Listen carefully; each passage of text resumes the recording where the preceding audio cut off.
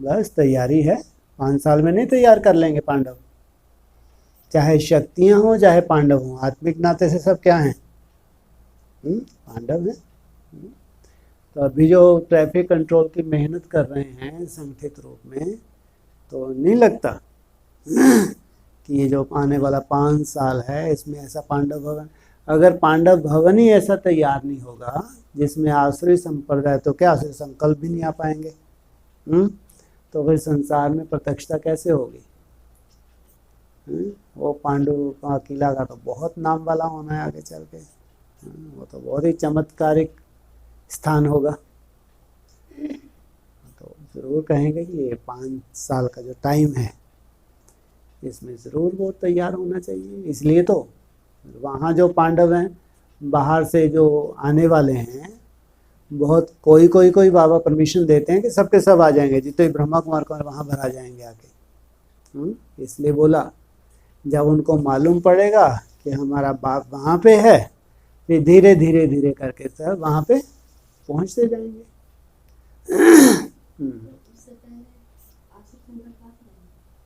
उससे पहले आसुरी संप्रदाय, तो क्या आसुरी संकल्प भी नहीं आ सकते? हाँ, तो उससे पहले आते होंगे, नहीं आते होंगे?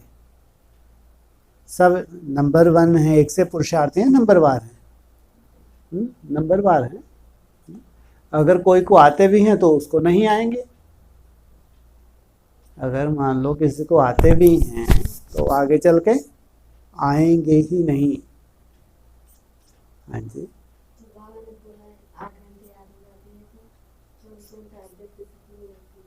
नहीं, उल्टा। 24 घंटा जब तुम्हारी अव्यक्त स्थिति हो जाएगी तो उसमें सार निकलेगा 8 घंटे। 24 घंटा अव्यक्त स्थिति का मतलब है अब तुम अपनी देह के लिए नहीं जीते, संकल्प भी करते हो तो निस्वार्थ संकल्प हैं, यज्ञ की सेवा के लिए संकल्प हैं। फिर तुम्हारी अपनी याद की मेहनत, चाहे व्यक्ति स्थिति की मेहनत हो, ज्ञान का मनन चिंतन हो, मुरलियाँ सुनने सुनाना हो, तो इसको कहेंगे अव्यक्त स्टेज। बस सोने का समय फिर तो तुम्हारा वो भी जैसे कि अव्यक्त स्टेज में गिन लिया जाता है, जैसे ही उठे तो शुरू। तो ऐसे जो 24 घंटे मेहनत करते हैं तो उनका सार निकलता है 8 घंटे। तो जब 8 घंटे सार निकलेगा तो आत्मा कहाँ पहुंच जाएगी? त्रेता युगी, कर्मातीत की शुरुआत। कर्मातीत की फाइनल स्टेज अलग है, लेकिन कहेंगे कि अब कोई ऐसे कर्मों के हिसाब किताब नहीं है, आत्मा हल्की हो गई। जो 63 जन्मों के हिसाब किताब उसके खत्म हो गए। हाँ जी,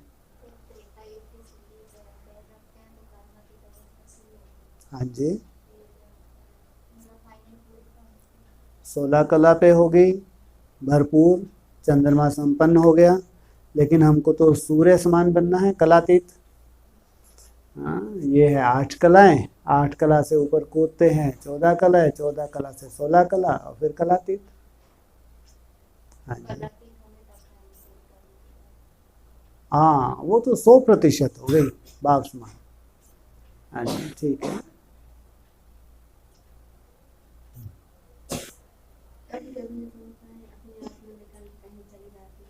पकड़ लिया करो।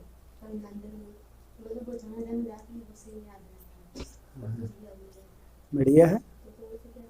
2 चीज़ें हैं, एक तो हम अपनी आत्मा को ले जाते हैं, इमर्ज करते हैं, जैसे ड्रिल भी बताई बाबा ने, तुम देवी के स्वरूप में अपने को इमर्ज करो और फिर भ्रमण करो, मंदिरों में जाओ, वहाँ इमर्ज करो, अपने भक्तों को इमर्ज करके उनको जैसे कि सुख शांति का वरदान देकर आओ।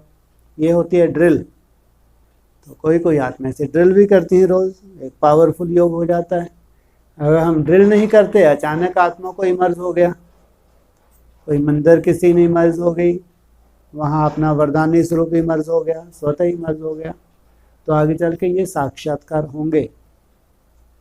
आगे चल के ऐसी साक्षात्कार की लीला होगी, भक्तों के ऐसे साक्षात्कार होंगे, हमारे जो मित्र संबंधी हैं उनको साक्षात्कार होंगे, हमारा अव्यक्त रूप सेवा करेगा। तो इसलिए बाबा कहते हैं ऐसी ड्रिल भी करनी चाहिए। अगर ड्रिल नहीं करते हैं, स्वतः ही मर्ज हो रहा है, तो बहुत अच्छी बात है। और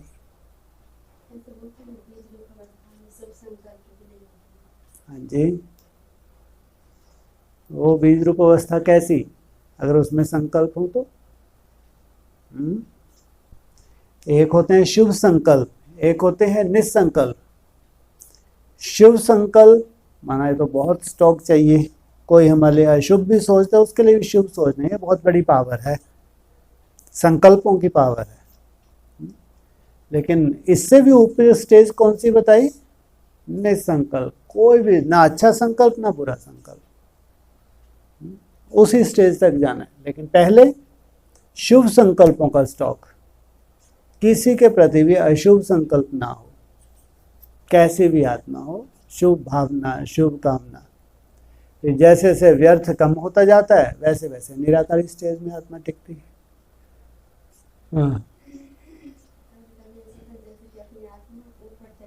हाँ जी, बिल्कुल, बहुत बढ़िया। वैसे ही बाबा कहते हैं ड्रिल करो, जैसे भ्रुकुटी से मैं बिंदु निकल के ऊपर की तरफ जा रहा हूँ, ऐसे 5-6 फीट 10 फीट ऊपर बिंदु को महसूस करो, ऊपर मैं सूक्ष्म बिंदु में, नीचे मेरी देह, वहाँ से अपनी देह को देखो। फिर कोई व्याधि का रूप है, उसमें से किरणें निकल के अपनी देह पे डालो, प्रयोग करो, जैसे कल ही था ना, है ना, प्रयोग के लिए बाबा ने बोला था। कोई व्याधि है तो वो किरणें निकल के मेरे शरीर के ऊपर पड़ रही है, मेरा शरीर सतह प्रधान बन रहा है, इसको कहेंगे साक्षी अवस्था। माना आप अलग हो गए, आप वहाँ से अपनी देह को देख रहे हैं, ये प्रैक्टिस। जैसे वहाँ साक्षी दृष्टा, तुम अलग हो, देह अलग है, इसकी प्रैक्टिस करना। अगर अचानक हो जाता है तो बहुत अच्छी बात, नहीं तो ऐसे ड्रिल करनी चाहिए, महसूस करें, से भ्रुकुटी में निकल के धीरे धीरे ऊपर की तरफ जा रहे हैं, ऊपर अपने को महसूस करें, छोटा सा बिंदु, मैं अलग, नीचे मेरी देह अलग, उस बिंदु में से किरणें निकल के पूरी मेरी बॉडी के ऊपर पड़ रही है, मेरी आत्मा के साथ साथ मेरे शरीर के 5 तत्व भी सतो प्रधान बन रहे हैं। ये ड्रिल करनी चाहिए। हाँ जी, बीज रूप माना निसंकल्प। मान लो किसी को अगर आत्मा स्वरूप इमर्ज नहीं भी होता है, कई बार ऐसा, अक्सर ऐसी शिकायत होती है कोई कोई की, कि हमको पॉइंट ऑफ लाइट, छोटी सी बिंदी इमर्ज नहीं होती। ये इमर्ज होने वाली बात नहीं है। कोई कोई को दिखती भी है। अगर नहीं भी दिख रही बिंदी, वैसे तो बाबा ने कहा पहले स्टार की, तुम स्टार थोड़ा मोटा होता है, पहले स्टार रूप में अपने को महसूस करो, है ना। तो स्टार से फिर धीरे और सूक्ष्म बिंदी की प्रैक्टिस कराई। अगर बिंदी नहीं भी रुक रही तो हमने कल्पना की कि ऐसे देह से ऊपर मैं भ्रुकुटी में निकल के ऊपर की तरफ बिंदु जा रहा हूँ। अगर जब तुम निसंकल्प हो जाते हो, वो बीज रूप अवस्था कहलाती है, जब कोई भी संकल्प नहीं होता। कोई भी एक संकल्प में स्थिर होना, कोई भी किसी भी एक ड्रिल में स्थिर होना, वो भी निसंकल्प अवस्था, बीज रूप अवस्था कहलाती है। आगे चल के जब मन बुद्धि एकाग्र होगी तो एकदम स्पष्ट, इतना सूक्ष्म बिंदु की सुई की नोक से भी सूक्ष्म है, तो उसका भान रहेगा, दिखने वाली बात नहीं है। आत्मा इतनी सूक्ष्म है, तुम्हारा तीसरा कितना भी सूक्ष्म हो जाएगा, उससे भी तो सूक्ष्म है वो, लेकिन उसके एक मौजूदगी महसूस होगी तुमको कि मैं ये हूं, एक मैंपन होगा। हो सकता है वो चमकता हो बिंदु तुमको ना भी अनुभव हो, कोई चिंता वाली बात नहीं, लेकिन एक फीलिंग जरूर होगी कि ये मैं हूं। जैसे कई बार देखे ना, कमरे में जैसे कोई रोशनी, धूप आ रही हो बाहर से, देखा इसमें कुछ दिख रहा है, कण, उसमें कितने स्पष्ट दिखते हैं वो कण, सोचो, देखा कभी नहीं देखा, सोचो इस कमरे में कुछ भी नहीं दिख रहा, लेकिन कितने वो सूक्ष्म कण होंगे जो इन आंखों से नहीं दिख रहे। तो आत्मा कितनी सूक्ष्म है। तो जैसे ये कण मौजूद है लेकिन नहीं दिख रहे, ऐसे आत्मा की भी महसूसता हो कि मैं पॉइंट ऑफ लाइट, अति सूक्ष्म। तो आगे चल के वो महसूसता होना, वायुमंडल के अंदर ये मैं हूँ, फिर इसमें से किरणें निकल के चारों तरफ फैल रही हैं। तो ये अपनी अपनी ड्रिल है, अपने अपने अनुभव हो सकते हैं, अपने अपने साक्षात्कार हो सकते हैं, लेकिन जो भी तुम कर रहे हो वो एक्यूरेट है। इसमें एक दूसरे के अनुभव से कोई लेना देना नहीं होता, हर एक का अपना अपना अनुभव हो सकता है। इसलिए कहते हैं ना, अपन लोग ये कह सकते हैं तुम्हारा जो भी अनुभव है, जैसा भी तुम कर रहे हो, पहुंचना तुमको वही है, क्योंकि जो ज्ञान का बीज तुम्हारे अंदर डला है वही तुम्हारी यात्रा है फाइनल। इसलिए निसंकल्प अवस्था माना बीज रूप अवस्था। अगर तुम उस पॉइंट को इमर्ज करके तीसरे नेत्र से महसूस कर पा रहे हो तो अच्छी बात। नहीं भी फील हो रहा, लेकिन जितनी देर निसंकल्प किसी भी ड्रिल में संकल्पों को रोक लेते हो, वो भी बीज रूप अवस्था कहलाती है।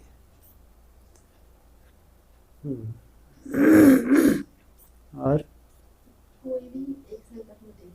हाँ जी, एक ही संकल्प रहता है, एक से दूसरा नहीं रहता। गुड। एक संकल्प रहता है, वो भी संकल्प में। हाँ, नहीं वो उसको नहीं थोड़ी करना है बार बार। स्टॉप। अब इसको थोड़ी मैं आत्मा हूँ, आत्मा हूँ, रटूंगा भक्तों विकार बस। अरे क्यों करना संग, आत्मा का संकल्प ही क्यों करना? स्टॉप। बच्चा बुद्धि है क्या मैं आत्मा हूँ?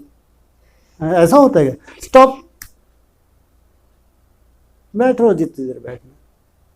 बच्चों की तरह थोड़ी मैं आत्मा हूँ, आत्मा हूँ, तुम रटेंगे। संकल्प की तो दरकार ही नहीं है। स्विच ऑन हुआ और ठीक है, जब तक चाहे ठीक है। तो संकल्प को चाहते थोड़ी है, वो दिखाई जैसे कि आपने दिखाई दे रही है, वो दिखाई बस बहुत बढ़िया। संकल्प का कोई रोल ही नहीं है ना इसमें। अगर संकल्प कर भी के लिया, कौन सा बहुत बड़ा गुनाह कर लिया? मान लो आपने संकल्प कर लिया मैं ज्योति स्वरूप आत्मा हूं, तो बहुत बड़ा गुनाह कर लिया क्या? ये क्यों किया? संकल्प नहीं आना चाहिए। अरे मान लो कि किया भी, मान लो 2 बार किया, नहीं आया, 30 बार कर गया, नहीं दिख रही, फिर मैं आत्मा हूं। माना अगर आपने आत्मा का संकल्प भी किया, फिर धीरे धीरे उसमें स्थिर होंगे ना। पहले आधार तो बनाएंगे ना कोई संकल्प को। कोई भी ड्रिल, ये ध्यान रखना, कोई भी ड्रिल, चाहे परम धाम की ड्रिल है, चाहे सूक्ष्म वतन की है, चाहे साकारी है ना, बीज संकल्प है। संकल्प के बाद जो दृश्य तुमने बना लिया, उस दृश्य में रमन करना, वहां कोई संकल्प नहीं होना चाहिए। शुरुआत किसी भी दृश्य की संकल्प से ही होगी। मान लो तुम अंतरिक्ष में जा रहे हो, यहाँ से तुमने कल्पना की यहाँ से आत्मा निकलती ऊपर अंतरिक्ष की तरफ जा रही है, ठीक है। अब वो विजन बनता जा रहा है। अब जब वो अंतरिक्ष इमर्ज हो गया, तुम अपने सूक्ष्म स्वरूप को या बीज रूप अवस्था को वहाँ तुमने स्थिर कर दिया, कहीं पे भी पृथ्वी के गोले के ऊपर, फिर संकल्प की तो दरकार ही नहीं है। फिर तो बस उस दृश्य को ही देखना है। उसको कहते हैं डिवाइन इंसाइट, तीसरा नेत्र ना, बुद्धि रूपी तीसरा नेत्र। जितना तुम्हारा बुद्धि रूपी तीसरा नेत्र एकाग्र होता जाएगा, तो पिक्चर उतनी ही जल्दी 1 सेकंड में तुम स्विच ऑन करोगे, इमर्ज हो जाएगी। वहां संकल्प का रोल ही नहीं रहना। इसलिए कहा संकल्प खत्म हो जाएंगे, लेकिन जो हमारा तीसरा नेत्र है वो बहुत एकाग्र हो जाएगा। इसलिए बुद्धि का ही पूरा फंक्शन है। बुद्धि जितनी सात्विक बनती जाएगी, तीसरा नेत्र जितना एकाग्र होता जाएगा, संकल्प की जरूरत ही नहीं। स्विच ऑन किया और उस दिल में स्थिर हो गए। अगर नहीं भी स्थिर हो रहे, लेकिन अगर संकल्प कर रहे हैं, ये बहुत सुंदर संकल्प हैं, शुद्ध संकल्प हैं। चाहे आत्म चिंतन है, चाहे परमात्म चिंतन है, चाहे सूक्ष्म वतन का है, चाहे परम धाम का है, कोई भी संकल्प के द्वारा जा रहे तो संकल्प से ही शुरुआत होगी। धीरे धीरे प्रैक्टिस करते करते जो बुद्धि इतनी एकाग्र हो जाएगी, फिर तो आप केवल इमर्ज करेंगे और सीन इमर्ज हो जाएगी। बस उसमें रमन करना, फिर कोई संकल्प नहीं होगा। फिर तो उस दृश्य को निहारना, माना यह है एकाग्रता। इस जगह संकल्प करना भी पड़ता है तो कोई बुरी चीज़ नहीं है, क्योंकि शुरुआत तो संकल्प, ब्रह्मा ने संकल्प से सृष्टि रची। हम कोई भी अनुभूति भविष्य में करने वाले हैं, संकल्प माना बीज है, उसका आधार है। संकल्प से ही हमारी ये नई सृष्टि की शुरुआत होती है। इसलिए भावना है शुभ संकल्प। सत्युग में संकल्प होंगे नहीं होंगे? बिना संकल्पों के तो जीवन ही नहीं है। लेकिन वहाँ कोई अशुद्ध संकल्प नहीं है, सब शुद्ध संकल्प है। कहाँ नहीं होंगे संकल्प? हाँ, बीज रूप अवस्था की जब पराकाष्ठा परम धाम की स्टेज में, बस वहाँ कोई संकल्प नहीं है। बाकी तुमको सत्युग में जो जीवन जीना है, उस स्टेज में जब तुम जाओगे, वहाँ बहुत कम संकल्प हो। बैकग्राउंड वाले जो तुम लोग सब लोग अनुभवी हो, अभी चलते ना बैकग्राउंड में, हम टिके रहते हैं और हल्की हल्की हवा सी चलती रहती है, बीच में संकल्प, उनको रोकने में दिक्कत जाती है। आगे चल के उनके द्वारा ही पूरी कारोबार चलेगी। इसलिए आत्मिक स्वरूप तुम्हारा इमर्ज रहेगा हमेशा। थोड़ा सा संकल्प आएगा, वही हल्की हवा का झोंका, तुमने इशारा किया, काम हो गया। इसलिए कहा तुम आत्मिक स्मृति में टिक के पूरी कारोबार चलेगी। अभी वो हमको भारी लगते हैं, जब निसंकल्प होने जाते हैं तो अंदर से हल्का सा संकल्प भी आता कि ये भी क्यों आ गया। आगे चल के इतनी कंट्रोलिंग पावर, उसको भी जब चाहेंगे रोक लेंगे, जब तक चाहेंगे रोक लेंगे। लेकिन कारोबार उन्हीं सूक्ष्म संकल्पों से है, तो बहुत बड़ा उनका फ्लो नहीं होगा कि बैठे यहाँ थे उड़ के घर पहुँच गए। शुरू शुरू में ऐसे होता ना, माया बैठे यहाँ पे पहुँच के अम्मा के पास फिर अम्मा को हटा रहे, तू कहाँ से आ गई, बताया बाबा बता। फिर वैसा नहीं होगा। बहुत हल्का संकल्प भी भारी नहीं होंगे, हल्के होंगे, उन्हीं से कारोबार चलेगी। जैसे ट्रैफिक कंट्रोल चलता है, हाँ जी, तो एकदम से स्टॉप नहीं होता है, तो जो भी सोच रहा है वो तो बंद हो जाता है, लेकिन जो पिक्चर है वो बाद में आती है। जैसे बाबा आए रात में कुछ ठीक है। सोचते नहीं कि क्या लाना है, लेकिन कुछ भी आ जाता है, लेकिन पहले तो सोचना बंद हो जाता है। लेकिन पिक्चर के लिए अब पिक्चर अपने हिसाब से कोई भी बनेगी, वो बात अलग। एक होता है पिक्चर खुद बनाना, हमने चाहे तो बाप का स्वरूप इमर्ज कर लिया, चाहे जो भी आपने ड्रिल इमर्ज कर ली। इतनी एकाग्रता है, जब हमने इमर्ज किया वो सीन हमारे सामने आ जाए। माना आपको इमर्ज भी करना है, जो भी इमर्ज करें तुरंत आपके सामने वो दृश्य आ जाए, यह है एकाग्रता। अदरवाइज स्टॉप बोला, संकल्प तो स्टॉप हो जाएंगे, लेकिन स्टॉप बोला तो याद है, स्टॉप बोला आत्मिक स्वरूप में टिक गए। स्टॉप बोला बाप का स्वरूप एकदम सामने इमर्ज हो जाए, जिस सेकंड जब चाहें। अभी अगर आप स्टॉप करते हो, रुक जाते हो, तो आत्मा को इमर्ज करना साथ में शुरू करो। जब भी आप स्टॉप बोलें स्वतः ही आत्मा इमर्ज हो जाए। तो ये प्रैक्टिस की बात है, जैसी प्रैक्टिस कर लें वैसी आदत पड़ जाएगी। स्टॉप बोलें, सुदर्शन चक्रधारी जी स्टॉप बिंदी में रोके, उसमें किरणें निकलनी शुरू, घूमते फिरते भी किरणें निकल रही हैं। प्रैक्टिस की बात है। और बाबा ऐसे ही बोलते हैं ना, जितना बीज में टिकते जाएंगे तो विचार सागर मंथन ऐसे रहेगा। हाँ जी, हाँ, जितना निसंकल्प होते जाएंगे, संकल्पों को रोकते जाएंगे, उतना विचार सागर मंथन चलेगा तो एक्यूरेट। जितनी एकाग्रता बढ़ती जाएगी उतने संकल्प कम होंगे तो वो एकदम एक्यूरेट होंगे। इसलिए मंथन बाद की चीज़ है, मंथन तो चलेगा ही चलेगा। पहले क्या चाहिए, अगर निसंकल्प सही प्रैक्टिस है तो यथार्थ चलेगा। वैसे जो चल रहा है मंथन, वो तो अब चला तो चला ही चला है ना, क्या यथार्थ क्या अयथार्थ, चलो ठीक है, फिर भी कम से कम व्यर्थ से तो अच्छा है। कुछ ना कोई या तो मुरली का पॉइंट चलेगा, या कोई मुरली के पॉइंट के ऊपर मंथन चलेगा, कोई डिस्कशन है उसके ऊपर मंथन चलेगा, फिर भी अच्छा है। लेकिन उसमें अगर बीच बीच में ब्रेक लगने लगा तो फिर मंथन भी एकदम जैसा बाबा इशारा कर रहा है बिल्कुल वैसी बुद्धि चलेगी। सबसे बड़ी बात ये, जो बाप का संकल्प होगा तुमको वही टच होगा। सोचो, महावाक्य कुछ बोल रहे हैं वो अलग चीज है ना, वो महावाक्य सब सुन रहे हैं, लेकिन उसके अंदर जो रहस्य छुपा है वो तुमको स्वतः ही टच होगा। स्वतः, चिंतन नहीं, स्वतः। दूसरों को कुछ अलग टच हो रहा है, तुमको कुछ अलग टच होगा। यह है कमाल। नहीं तो हम मंथन करके सार निकालते हैं कि मुरली का सार क्या है, इसका और क्या रहस्य हो सकता है। कहाँ आपको वही बेहद की बातें टच हो। यह है एकाग्रता का कमाल।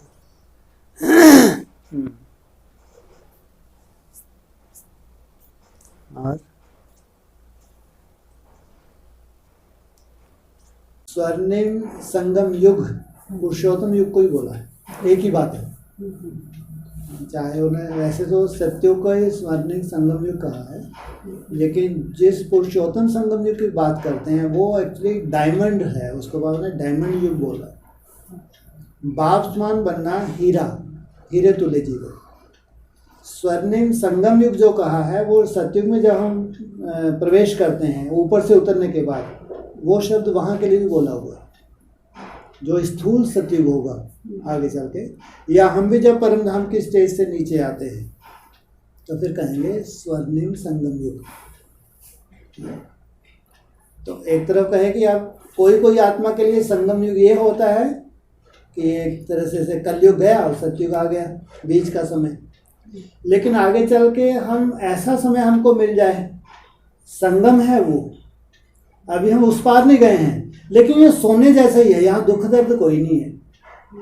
जैसे बाबा ने हमको जो टाइम दिया है, जैसे 40 वर्ष का टाइम बढ़ा दिया, 36-37 में अगर ये संगठन जो भी ब्राह्मण है, 4.5 लाख ब्राह्मण जो भी हों, उनको एक अलग हुआ। वहाँ ऐसा नहीं कि वो निराकारी स्टेज में सब चले गए या सत्युग 16 कला संपूर्ण बन गए, तब से उसको कहेंगे ये स्वर्णिम संगम है। माना ये जितनी भी आत्माएं हैं उस पार नहीं गई हैं, लेकिन ये जैसे कि यहाँ कलयुग तो है ही नहीं, सतयुग सतयुग। हाँ बिल्कुल, मैं दुख नहीं है वहाँ कोई भी, सुख ही सुख है, लेकिन अभी उस पार भी नहीं गए हैं, है ना? लेकिन ये कहेंगे कि सतयुग में प्रवेशता हुई, लेकिन स्वर्णिम संगम युग बीच में बोला जा रहा है, लेकिन बाकी उस तरफ भी जाना है। लेकिन यहाँ दुख शांति कोई नहीं है, नहीं तो संगम युग तो ऐसा होता है, इधर दुख है इधर सुख है ना? तो वो संगम जब ये खत्म हुआ तो आप ट्रांसफर हो गए, तो संगम खत्म हो गया, सतयुग शुरू हो गया। तो स्वर्णिम संगम युग की अगर बात है तो ये वो पीरियड कहेंगे जहाँ दुख शांति नहीं होगी, लेकिन अभी 16 कला संपूर्ण सब नहीं बने या कलातीत सब नहीं बने। वो समय 37 के बाद जो लगातार चलता है तो उसको कहें, या कोई कोई का वो समय पहले जैसे बाबा के लिए 76 है ना, जैसे वो किस चीज को देख के दुख होता है ना, किसी दुख को भी देख के दुख होता है। हाँ वो कमजोरी है, ये कमजोरी है। वो मनसा की कमजोरी है। तो वो भावना जो है, वो भावना की जो कमजोरी है वो दूर हो जाए। कभी भी हमारी भावना जो है दुख की अनुभूति ना करवाएं, किसी भी कंडीशन में साक्षी हो जाए। बाकी इसका मतलब ये नहीं कि हम बहुत ज़्यादा ऐसे जटिल हो जाएंगे या एकदम क्रूर हो जाएंगे, ऐसा नहीं है, लेकिन अपने भावनाओं में बहेंगे नहीं, साक्षी दृष्टा। शुभ भावना होगी लेकिन प्रभावित नहीं होंगे, इसको कहते ज्ञानी तो आत्मा के प्रभावित ना हो, शुभ भावना हो, लेकिन साक्षी रहे, हर एक सीन को देखते हैं। दुनिया में तो कैसी कैसी सीन है।